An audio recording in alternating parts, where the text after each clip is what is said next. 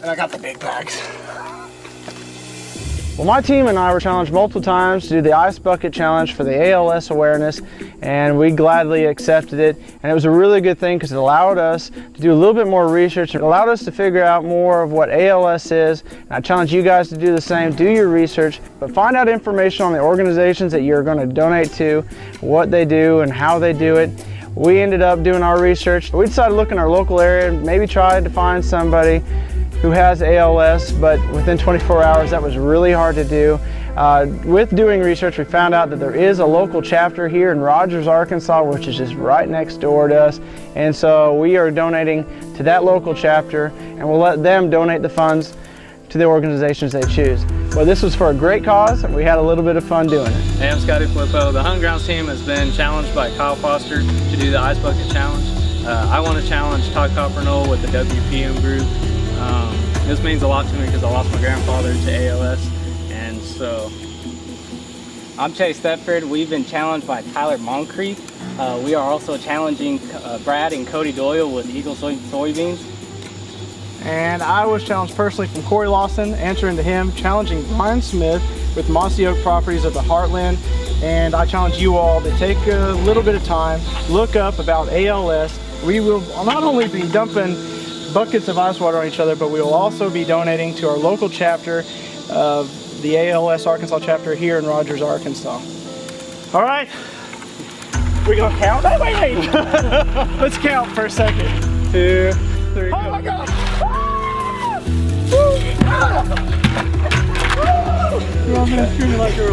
I couldn't even live for a moment.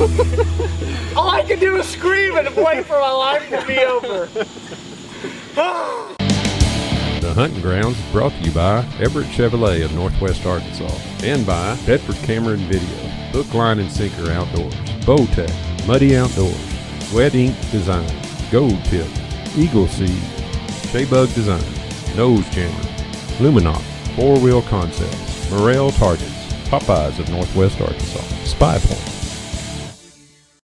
Welcome back to another episode of the Huntin Grounds. We are literally knee-deep in management practices that we've got to get done before deer season gets here. We're, for most of the country, less than a month out before deer season opens, and we've got a lot of work to do, so let's get started.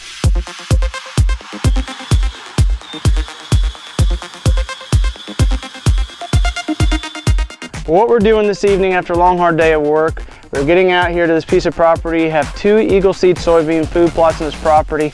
We have one that's a hunting plot, and we have one that's a feeding plot. Now what that essentially means is I've got one food plot that allows the deer to go in, feed in all year long without any pressure. I don't hunt it. I don't put up a barrier system around it. It's there for the deer to keep them on this place, to know that there's a food source on here that's not pressured. Now the only time we might pressure at all is late in the season. Maybe we'll sneak in on that plot if we're wanting to take some does out, or if we haven't got our buck yet and we're really wanting to put some pressure on them. But otherwise we've got that food plot that we pretty much leave alone all year round. Now this hunting plot is another food plot that is going to sustain them throughout the full year. It's got a lot of food in it, but this is a plot that we're going to hunt heavily. Deer are still going to come in here, but this is the one that we put the Plot Saver barrier system up in, and we had a lot of success with it this year. Well, last year we used the Plot Saver barrier system, put the single strand around. We treated it with the deer and rabbit repellent, and it kept the deer out. Now they say to retreat your line every month or so. Now of course, if you're going to get a lot of rain for a long period of time, or really hot temperatures for too long of a time, then you might want to get in there and retreat it sooner. But the thing was that it wasn't too long. The deer figured out that, hey, the scent's kind of going away. It's very easy to jump. Let's get over it. And the deer were getting in the food plot. And so you really had to keep on that spray if you wanted to keep the deer out. Well, this year, after researching some of the other barrier systems and taking a trip out to Colorado with my family this spring and seeing the elk fence, it's basically just a barrier that they do not feel comfortable in crossing. It doesn't matter if they put it in thick woods, so thick that you almost have to bump into it before you see it. The elk are not going to cross that. But what that did, it got me thinking, what we've done is we've gone ahead and we put up a double fence barrier system here. The gap between the two is about 3 foot. One of the fences is double stranded. And basically what it does is it gives it depth, it gives it dimension that's intimidating to the deer. Not only are we using the white ribbon that is very easily seen by the deer, but now instead of coming up and thinking they can easily crawl underneath it. They see a barrier, they see the depth on the backside, and for a deer to be able to belly crawl even 3 or 4 feet is something that's not very easy. They can duck under real easily, but to belly crawl that far is something they don't normally do. And now when they come up and they look at it, they see the other strand on the backside. It does give it some depth, gives them some unsurety of jumping over it. So that combined with the treatment on it that's missing with their sense of smell, it's just a really good combination. That worked really great. Now we did leave it a few times just to see what would happen. That 6 to 8 week mark, the scent went away, but we did have a doe that was brave enough, got in here. She did browse a little bit, came back in, retreated, and she stayed completely out.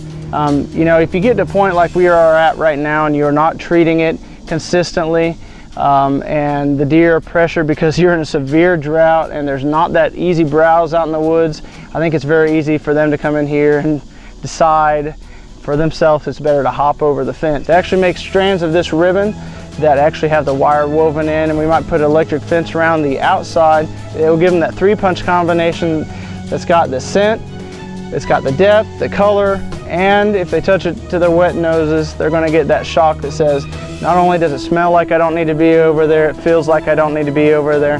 This is cost effective. You know, with the setup that we've got here, it might cost us $30 each year to retreat this acre food plot on the ribbon. So it's not very expensive to do, but definitely improving on it every single year. We're going to take it down right now just because the deer are so pressured. We are in a severe drought, and in this food plot of Eagle Seed soybeans, it's done phenomenal. This is kind of tucked away in the woods. Normally your soybeans wouldn't survive in this, but our tree's roots, they actually reach out underneath this, and as we've gotten into this drought, it is competing with the soybeans, and you're starting to see some wilting in the soybeans. We're expecting some rain this week and then a good 4 days of rain later in the week. We're gonna start getting into that rainfall, but my goal is to grow bigger, healthier deer. If I put this down, I'm okay with them coming in and browsing on. There is no way they're gonna clean this all up before deer season gets here. There's just absolutely no way. But I'd rather them get in here and eat this and be healthy and less stressed than stressing out while they're eating in the woods and everything's woody and hardy out there. So we're gonna put down this fence. I imagine it's only a matter of days before this food plot's filled up in the evenings and mornings with deer in here. That rain's gonna bring the green back. We're gonna come back in, overseed it with the broadside mix from Eagle Seed, and this is gonna be a killer food plot. It's gonna have good bean pods on this fall, and I cannot wait to see what kind of deer activity we see in this plot.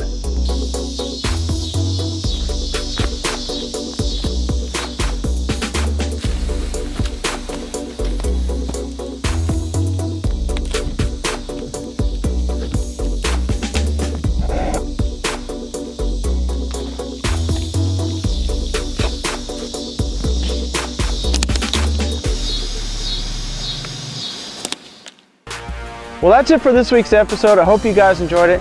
Don't forget that we're releasing episodes every single week and multiple other videos, so you guys will not want to miss out on what we're putting out there. To be sure you don't miss, go sign up at thgtv.com for free video emails. That's going to help us, and it's going to make sure that you don't miss out on anything that we do. Until next time, go out of your way to get a youth or a new hunter involved in the outdoors, and as always, have a better than average day.